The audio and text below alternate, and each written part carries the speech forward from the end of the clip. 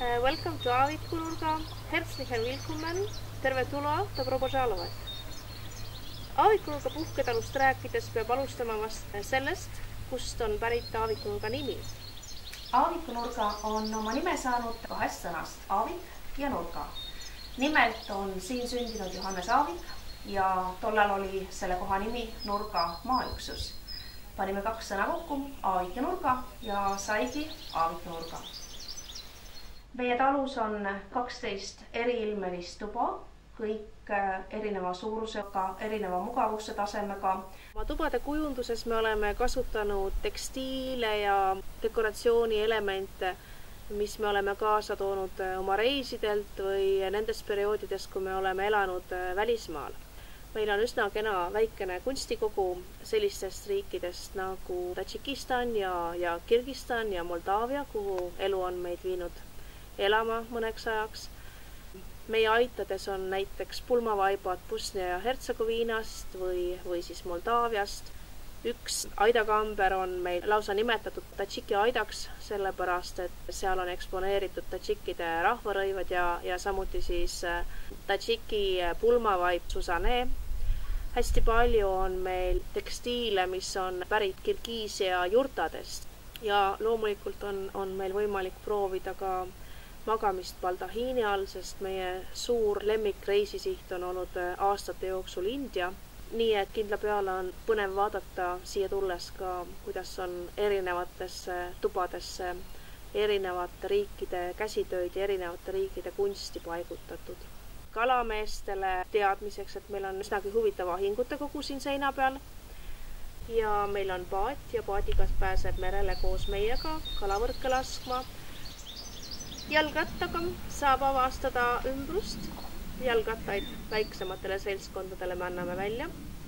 Käsitööhuvilistele meil on üks ait, kus on meil ka kangasteiled ja need ei ole mitte ainult vaatamiseks, vaid nendel saab tõepoolest ka vaipa kududa. See on meil nimetatud Eesti aidaks ja seal on seinte peal ja voodikatete peal on järel üsna palju tikanteid, mida on teinud juba meie vanaemad ja vanavanaemad. Samamoodi on näputööd võimalik leida meie söögitoast, kus on väljas väikene näitus mütsidest ja sokkidest ja põlvikutest, mida on kudunud siis Kesk-Aasia naised.